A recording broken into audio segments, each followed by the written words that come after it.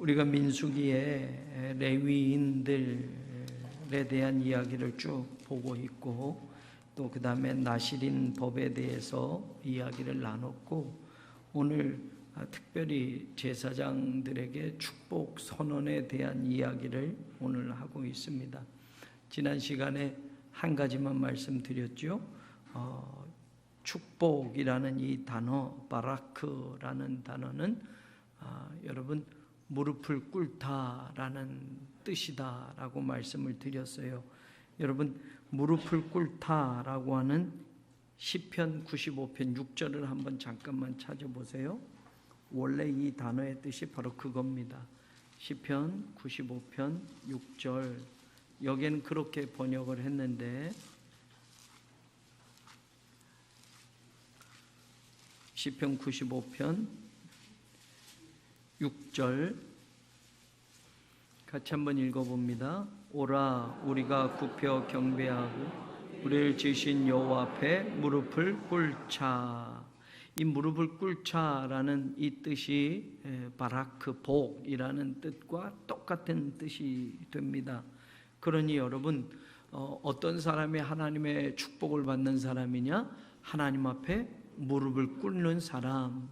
하나님 앞에 왜 무릎을 꿇습니까? 하나님은 우리를 지으신 분이다 라는 분명한 고백이 있기 때문에.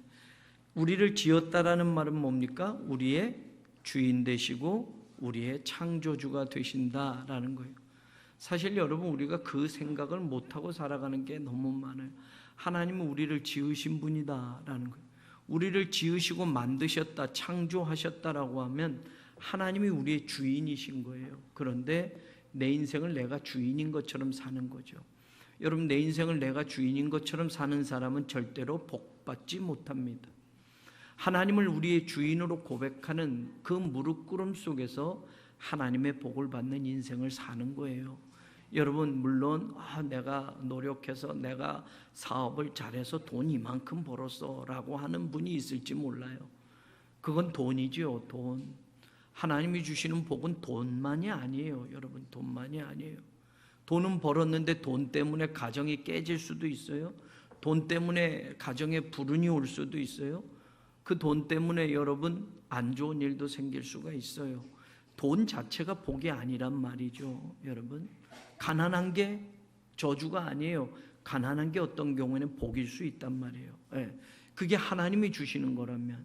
그러니 우리는 하나님이 주시는 복을 받는 사람, 하나님이 주신 복을 누리는 사람이 되려면 우리의 신앙의 자세나 우리의 인생은 모두 하나님 앞에 무릎 꿇음이 되어야 된다라는 거예요. 왜 무릎 꿇느냐? 하나님은 우리의 창조주시기 때문에, 하나님은 우리의 주인이시기 때문에 라는 거예요. 그런데 여러분, 솔직하게 이야기하면 진짜 주인한테 무릎을 꿇지 않고 가짜 주인한테 무릎을 꿇는 삶을 살아가는 경우가 너무 많잖아요. 제가 예전에도 한번 이야기 드린 적이 있어요.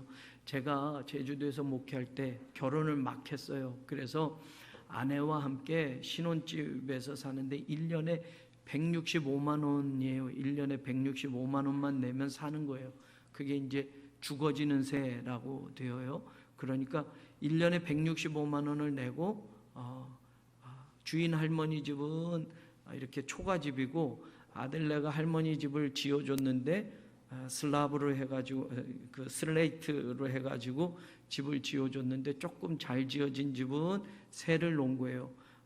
방 2개, 마루 하나, 방 하나에는 주인 아줌마 농이 꽉 찼는데 이사 오면 빼준다고 그러더니 이사 와도 안 빼주는 거예요.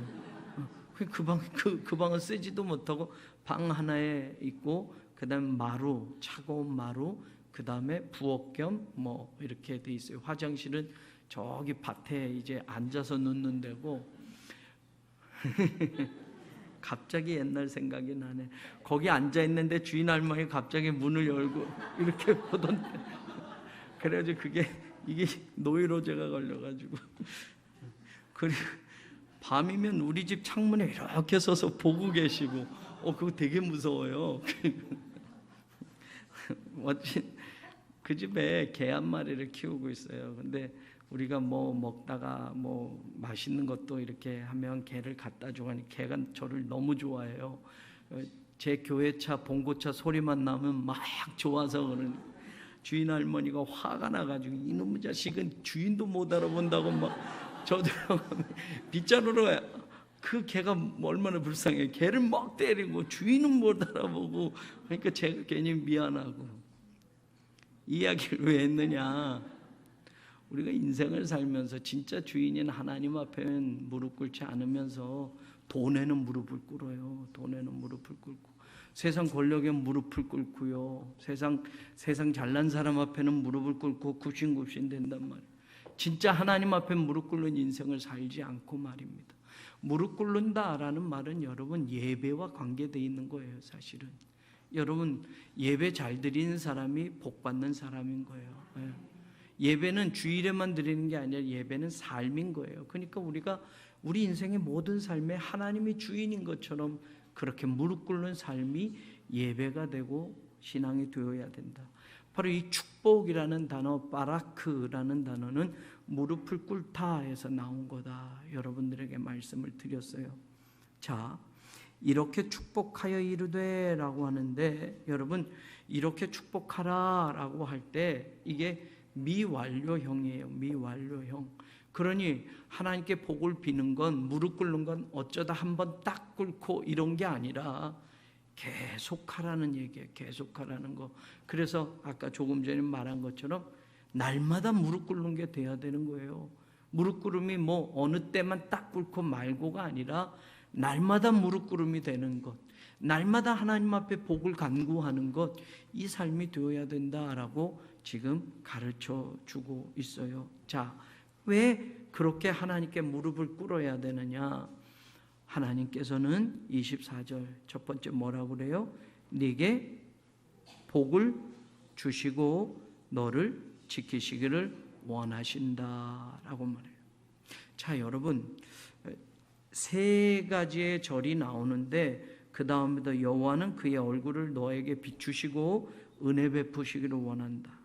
여호와는 그 얼굴을, 하나님의 얼굴을 너에게 드시고 너에게 평강 주시기를 원한다. 세 개가 되어 있는데 여호와라는 주어가 보통 한 번만 쓰고 연결이 돼도 되는데 계속 여호와 하나님을 세 번이나 반복하고 있어요. 그러니 하나님이 복 주시는 분이라는 걸 강조하는 거예요. 근데 가끔 목사가 착각해요. 자기가 복 주는 줄 알아요. 내가 복 주면, 내가 복 빌면 다 받는 거야, 이런 목사들이 있어요. 그건 이단이에요. 여러분, 목사가 사람이 복 주는 거 아닙니다. 우리는 축복, 한자로 굳이 이야기하면 복을 빌 뿐입니다. 복을 빌 뿐이에요. 그리고 우리가 이 한자어를 하나님이 축복하시기를 원합니다, 이 말을 하나님은 복을 비는 분이 아니다, 뭐 이렇게 한자로 말하는데 사실은 원어 그대로 하면 축복이나 복이나 같은 뜻이에요. 그냥 한자로 우리가 축복, 복을 빈다라고 해서 복을 비는 건 하나님이 아니고 사람이 하는 거다라고 그렇게 말을 하지만, 여러분 여기서 하나님이 축복해 주신다라는 말은 하나님의 복을 빌어 주신다라는 뜻이 아니라 하나님이 복을 주신다라는 뜻으로 이해하면 되는 거예요. 근데 복을 사람이 주는 거로 착각해요. 그래서 어떤 사람에게 얼굴 들이밀고 어떤 사람에게 머리 들이밀고 여러분 그렇게 한단 말이에요. 그분에게 가서 안수 받으면 뭐 소원이 이루어지고 안수 받으면 복을 받고 뭐 이런단 말이에요. 그리고 그분은 그렇게 복 빌어주고 돈 달라고 그러죠. 그런 거 다 가지 마세요. 이단이에요, 절대로. 그런데도 어리석게도 가요. 보세요, 여러분. 마지막에 27절에 그들은 이같이 내 이름으로 이스라엘 자손에게 축복할지니 내가 그들에게 복을 주리라 라고 합니다. 누가 복을 주신다고요? 제사장이요? 목사가요? 신통한 부흥사가요? 아니에요. 하나님이 복을 주시는 거예요. 그 복 받을 짓을 하면 복을 받는 거지, 어떤 특별한 사람을 찾아가서 복을 받는 게 아니라는 거예요. 우린 그거 알아야 돼요. 복이 무릎을 꿇다라는 거고, 그 무릎을 꿇은 건 어쩌다 한번 꿇고가 아니라 계속해서 꿇는 거다. 삶이 그렇게 되어야 된다. 그래야 그게 복이 임하는 삶이 되는 거고 복 받는 인생이다라는 거. 복은 목사가 주는 게 아니고 복은 누가 준다? 하나님이 주신다. 여기에 내가라는 히브리어가 정확하게 나와요. 내가 복을 주는 거야. 그들에게, 너에게라고 하는 여러분 인칭을 뜻하는 전미어가 또 붙어 있어요. 그러니까 내가, 하나님이 복을 주는 거예요. 너든 그들이든 이라는 거예요. 그러니 여러분, 복은 하나님이 주신다는 거 절대로 잊지 마십시오. 아멘. 네, 사람 아닙니다. 무슨 신령한 기도하는 기도원 가서 복 받는 거 아닙니다. 하나님이 복을 주시는 거예요. 어떤 사람에게? 하나님에게 무릎 꿇는 인생을 사는 사람, 하나님에게 예배자의 삶을 사는 사람, 그 사람은 복 받게 되어 있다라는 거예요. 네. 자, 그 다음에 보세요. 24절 처음으로 다시 돌아가면, 여호와는 내게 복을 주시고 너를 지키시기를 원한다. 강조는 여러분, 너를 지키시기를 원한다라는 것이 여기 첫 번째 주시는 복의 내용이에요.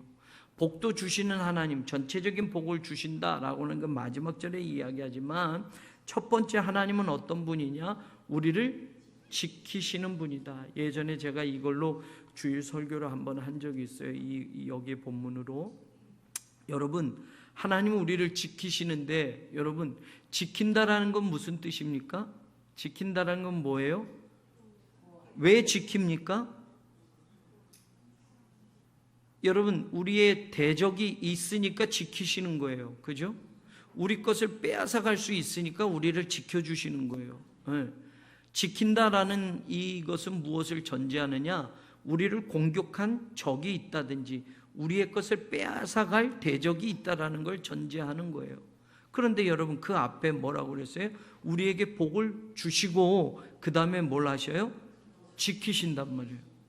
여러분, 하나님이 주신 복을 빼앗기는 인생을 사는 사람이 있어요. 하나님이 복 주신 것을 다 없애고 빼앗기는 사람이 있어요. 그렇죠?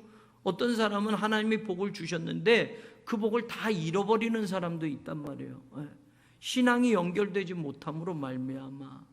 여러분, 하나님이 복 주신 인생을 살다가 마지막에 비참한 사람 대표적으로 누구예요? 솔씨로 시작하는데 솔로몬, 그죠? 여러분, 솔로몬은 지혜도 주시고 부귀영화도 다 주셨어요. 다 주셨어요. 근데 여러분, 마지막 그걸 다 잃어버리게 돼요. 무엇 때문에? 여자 때문에, 여자 때문에. 나중엔 자기 여자들을 하나님보다 더 사랑해서 하나님 말을 안 듣고 자기 첩이나 처의 말들을 들어요. 아마 복잡했을 거예요. 1000명이나 되니 여러분, 도대체 하루씩 돌아가면서 들어줘도 여러분 3년은 들어줘야 돼. 하나씩만 들어줘도. 여러분, 인생이 그렇게 비참하게 됐어요. 그 솔로몬의 부귀영화 누가 줬어요? 하나님이 줬어요. 하나님이 줬어. 그런데 여러분, 그 복이 자손 대대로 이어가지도 못해요. 솔로몬으로 끝나는 거예요. 사실은 르호보암, 솔로몬 이후로 다윗의 혈통이 이어지는 건 솔로몬 때문이 아니라 다윗 때문에 이어져 가게 한 거지 솔로몬이 아니에요. 그 많은 엄청난 복을 받고도 잃어버려요. 왜? 솔로몬이 그 순수한 마음, 네가 나한테 그렇게 구하던 그 마음, 돈도 아니고 물질도 아니고 부귀도 아니고 장수도 아니고 백성들을 어떻게 하면 잘 다스리는 왕이 될 수 있을까? 그런 마음을 네가 구했기 때문에 내가 다른 것도 다 주겠다라고 하셨는데 나중에는 그 마음을 다 잃어버리잖아요. 여러분, 누가 또 하나님의 복을 받았어요? 그럴 자격도 없는 사람인데 이번엔 사시야, 사시. 사울이에요. 사울은 겸손한 사람이었어요. 그래서 왕으로 기름 부은다라고 할 때 숨었어요. 진보다리 사이에 숨어서 부끄러워서 나오지도 못한 사람이에요. 아유, 나 같은 사람이 어떻게 이스라엘의 왕이 됩니까? 그런데 왕이 되고 나선 그는 교만해졌어요. 교만해졌어. 그래서 하나님이 그에게서 떠나버리잖아요. 네, 사울 그 당대의 모든 걸 다 잃어버렸어요. 최고의 것을 하나님이 주셨는데 다 잃어버렸단 말이에요. 그것도 마찬가지예요. 하나님 앞에 무릎 꿇지 않았기 때문이에요. 네. 겸손할 땐 무릎 꿇어서 한없이 낮아졌는데 그렇지 못했단 말이에요. 네.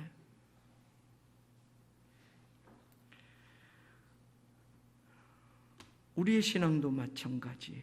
여러분, 하나님이 복을 주신 다음에 그 다음에 우리를 어떻게 해요? 지켜주신다. 하나님이 우리 교회를 건축하게 하시고 끝이 돼버리면 그 건물은 10년, 20년 가면 낡은 건물이 되고 말 거예요. 예. 여러분, 유럽에 어마어마한 교회들 많거든요. 예. 그런데 그 교회들이 여러분 지금은 관광지예요. 관광지. 예. 초 하나 €1씩 받아가지고 초 하나 팔아서 여러분 그 교회 보수하고 이런단 말이에요. 예. 그런 교회들이 너무 많아졌어. 그 교회가 그렇게 하려고 지어놓은 게 아니거든요. 하나님을 예배하려고 지은 교회들이에요. 중세시대 때부터 또 여러분 몇백 년 전부터 말이에요. 그런데 지금은 텅텅 비었어요. 텅텅 비었어. 예. 관광객들만 가서 보는 거예요. 관광객들만. 어마어마한 교회인데 하나님 앞에 무릎 꿇는 사람들은 없어요. 유럽의 젊은이들 이제 신앙에서 떠난 거예요. 한국 교회도 그렇지 않으란 법 없어요. 여러분, 한국교회 크게 지어놨다가 나중엔 여러분 구경거리만 될 수도 있단 말이에요.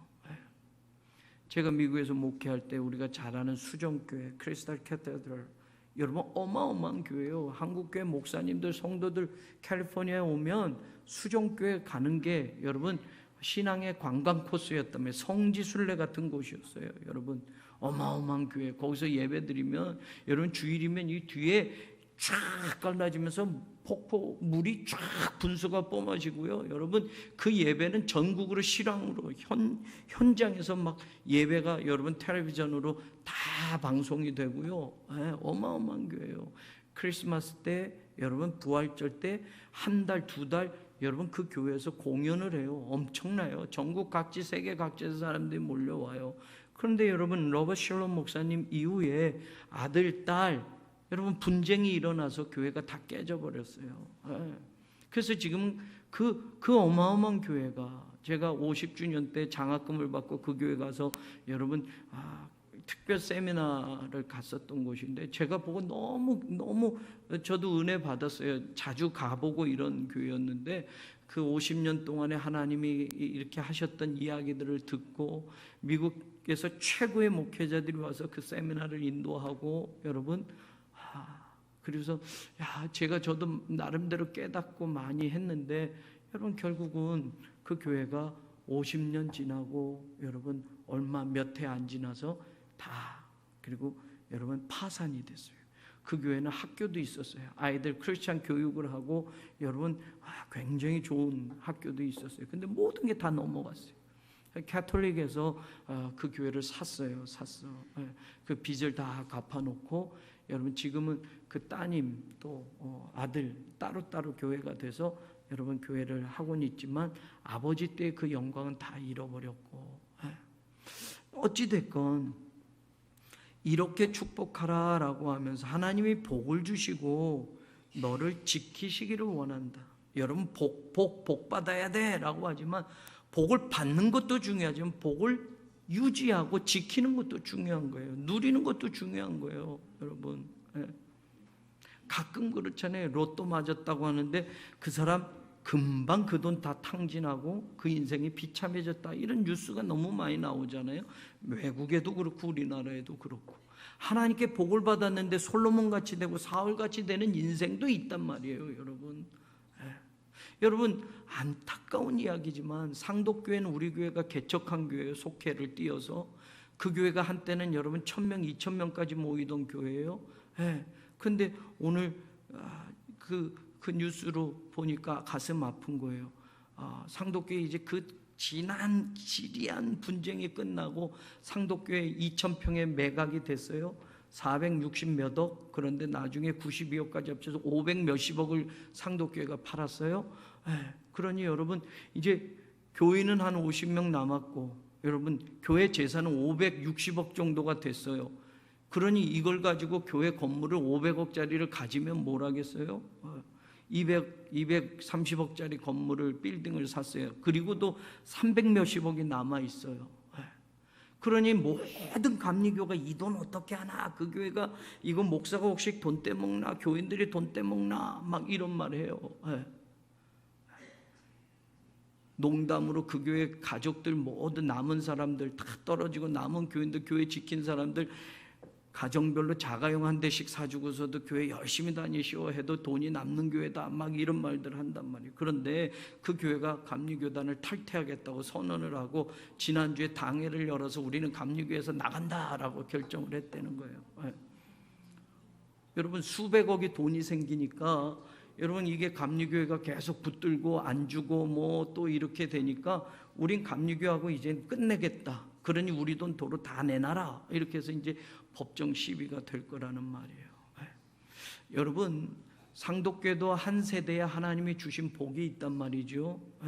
그런데 그 마지막은 어떻게 될지 우리는 다 알 수 없지만 여러분 감리교가 교회를 지키는 건 아닙니다만 여러분 교단을 굳이 나가야 되는 건 뭡니까?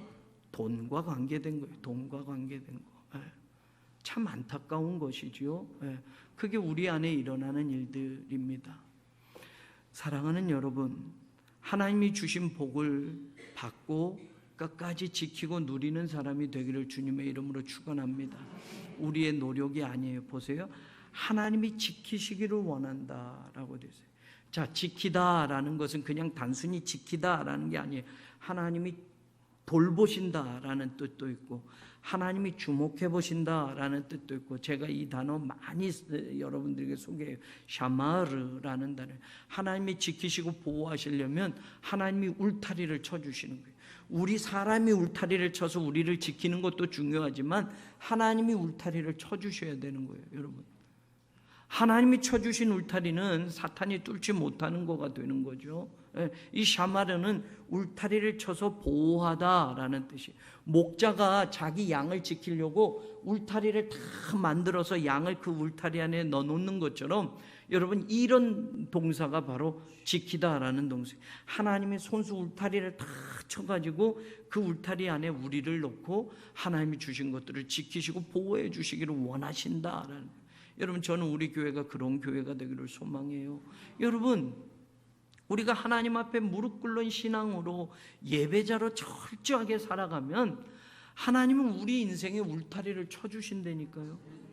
여러분의 사업에 울타리를 쳐주신다니까요. 좀이 먹지 않아요. 도둑이 들어오지 못해요. 여러분 가정에 하나님이 울타리를 쳐주실 거라니까요. 내가 치는 울타리보다 1000배 만배 더 안전한 울타리를 하나님이 쳐주셔요. 누구에게? 하나님 앞에 무릎 꿇는 삶을 사는 사람에게, 하나님에게 예배하는 사람에게. 여러분 하나님이 복을 주시는 것뿐만이 아니라 주신 복을 지키도록 하나님이 울타리를 쳐주는 인생이 우리의 인생이 되어야 할 줄로 믿습니다. 내가 조금 가지고 있는 돈이 내 인생의 울타리가 될 것 같아요? 천만의 말씀. 내 능력, 내 건강, 내 지식, 내 학벌? 아니에요.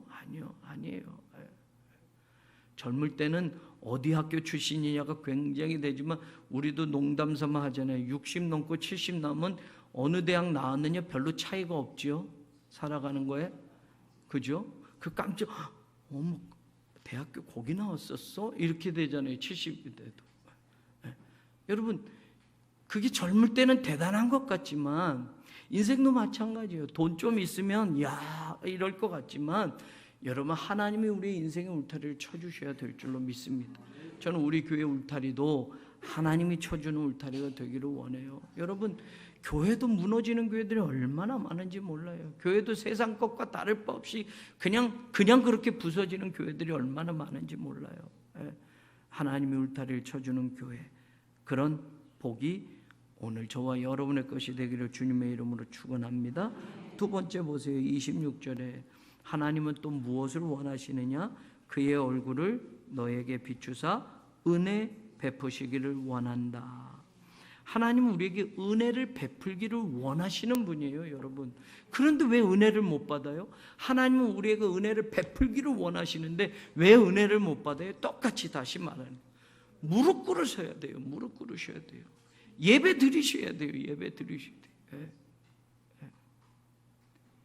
돌부처 앞에서도 무릎 꿇는 게 1000번, 3000번, 10,000번을 무릎 꿇는데 여러분 하나님 앞엔 진짜 무릎 꿇는 예배자가 되어야 돼요. 날마다의 삶이 예배가 되어야 하고, 예배가 일이 아니라 기쁨이고 감사여야 되고 삶이어야 되는 거예요, 여러분.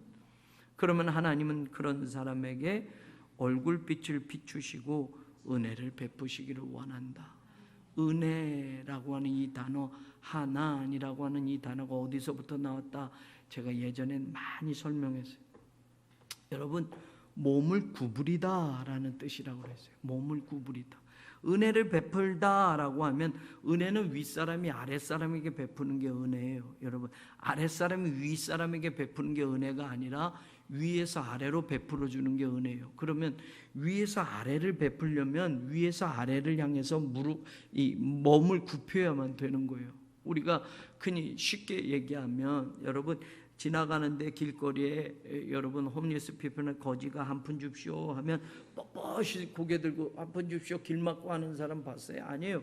다 길에 넙죽 엎드려서 손만 내밀고 주세요. 그러면 우리가 그 사람에게 적선을 하려면 어떻게 해요?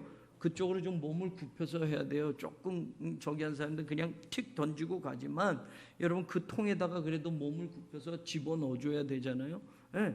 은혜를 베풀다라는 거 몸을 구부리다라는 뜻이에요. 여러분, 하나님이 우리 쪽에 몸을 구부리시는 거예요. 네. 여러분, 하나님은 우리에게 은혜를 베풀려면 우리의 삶의 자리에 몸을 가장 낮게 구부려서 우리 곁에 오시는 거예요. 그 은혜를 베풀기 위해서 하나님이 높은 보좌를 버리신 채로 이 낮은 땅에 임하셨어요. 예수님으로. 그 은혜를 베푸시기 위해서, 십자가의 그 사랑을 베풀기 위해서, 십자가의 그 은혜를 베풀기 위해서. 여러분, 그래서 은혜를 베풀다는 몸을 구부리다라는 뜻이에요. 여러분, 하나님이 우리에게 은혜를 주려고 우리 쪽으로 몸을 구부리고 계시는 거예요. 구부리고 계셔요. 여러분의 가정을, 여러분. 그런데 그 몸을 구부릴 때에 어떤 자들에게 은혜를 베푸는 거예요?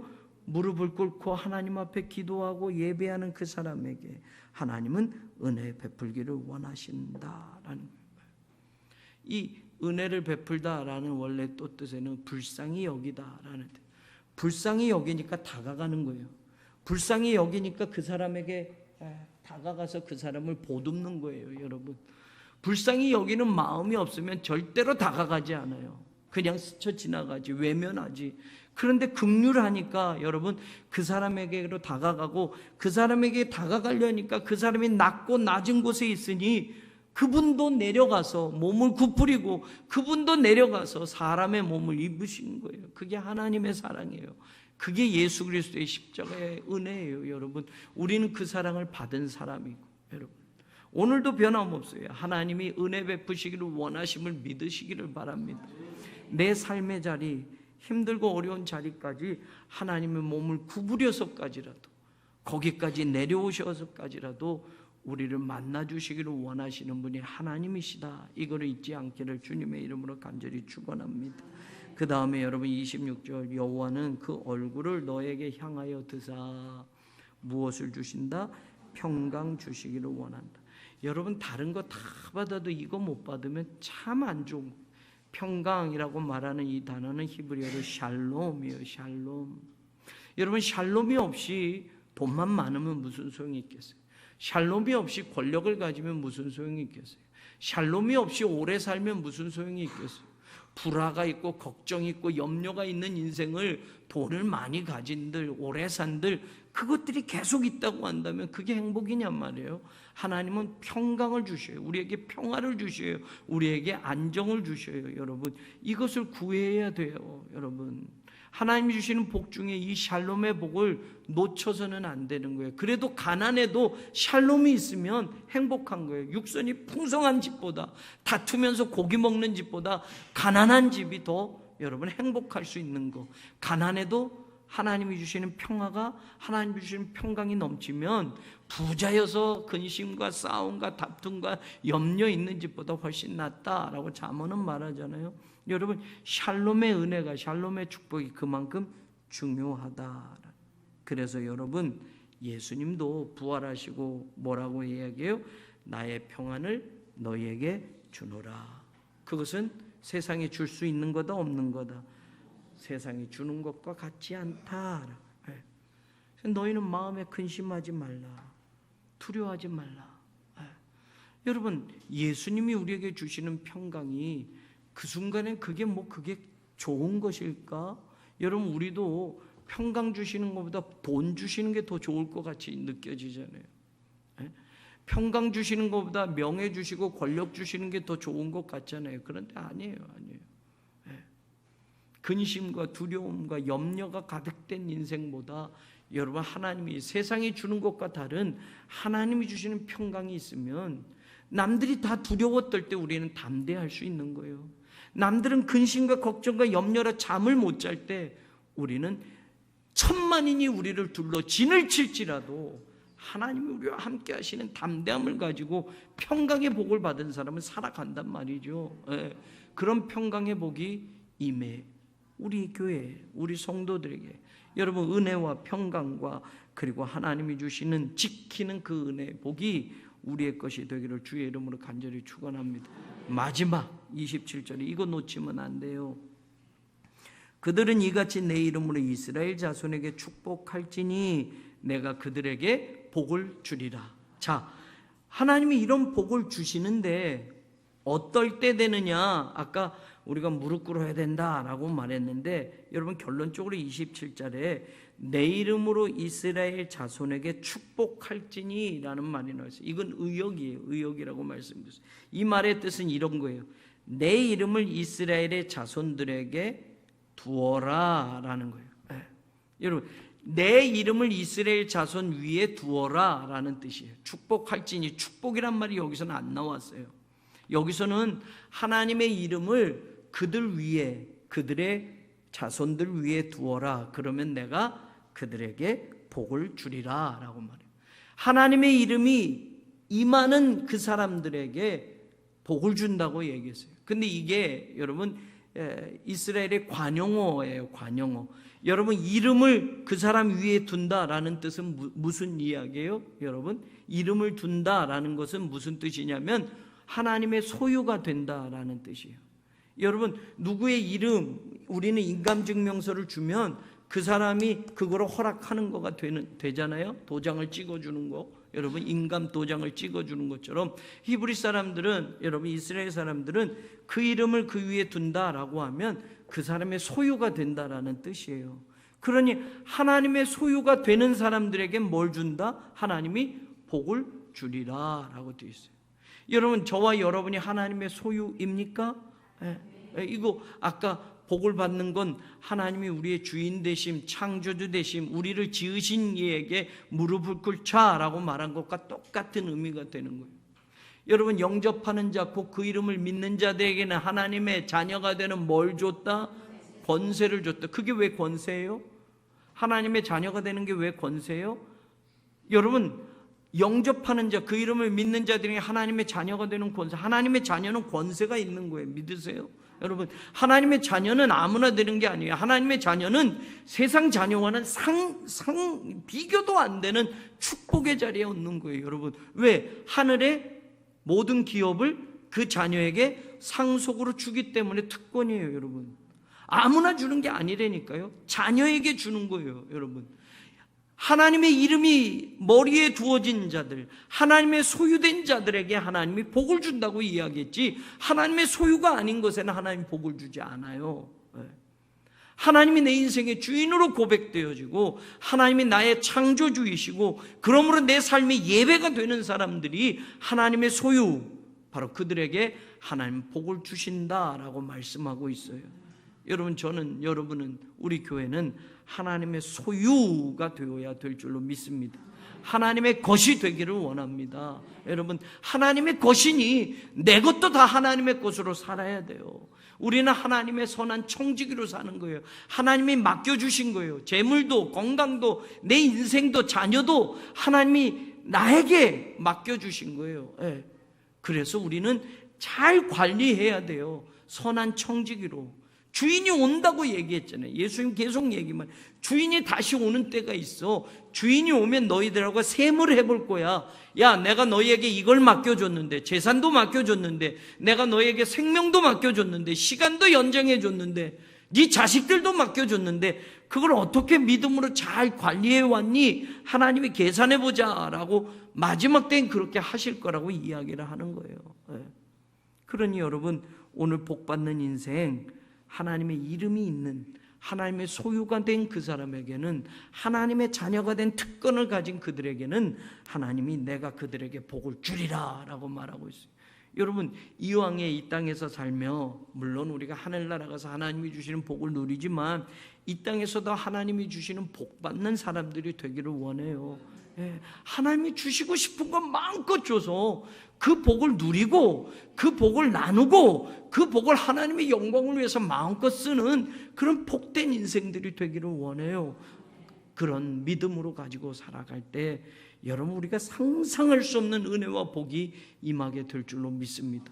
그런 사람들의 이야기를 우리는 많이 들어요. 그런데 그 이야기는 어쩌다 운 좋게가 아니란 말이에요. 정말 그 깊은 자리를 보면 그 사람이 어떻게 하나님과의 관계를 맺었는지, 그가 어떻게 하나님에게 자신의 신앙을 고백하고 살았는지 우리는 알 수 있어요. 당연히 복 받을 사람이 복 받게 되어 있어요. 내가 노력해서 받는 복, 지금 대단한 것처럼 보이지만 하나님이 한번 주시면 내가 평생 안 쓰고 안 입고 안 자고 벌어도 여러분, 하나님이 한번 주시면 그 복은 여러분 상대도 안 될 만큼 복을 주신단 말이에요. 그 복이 우리 성도들에게 임하고, 그 복이 우리 성도들의 사업과 직장에 임하고, 그 복이 우리의 자녀들에게 임하고, 그 복이 우리 교회의 모든 사역과 선교의 현장에 임해서 하나님의 영광만 드러나는 그런 복된 인생의 주인공들 되기를 우리 주님의 이름으로 간절히 축원합니다. 하나님 감사합니다. 귀한 예물 드린 성도들이 있습니다. 믿음으로 고백하며 드렸사오니 하나님 받아 주시옵소서. 오늘도 하나님의 말씀을 듣고 우리의 삶의 자리로 나아갑니다. 하나님, 우리에게 주신 은혜와 복을 누리고 감사하며 나누는 복된 삶을 살게 하여 주옵소서. 성부, 성자, 성령 삼일째 하나님의 은혜와 사랑과 능력이 오늘 이 수요 예배에 참여한 사랑하는 모든 교우들 위해 영원히 함께하여 지기를 간절히 축원하옵나이다. 아멘.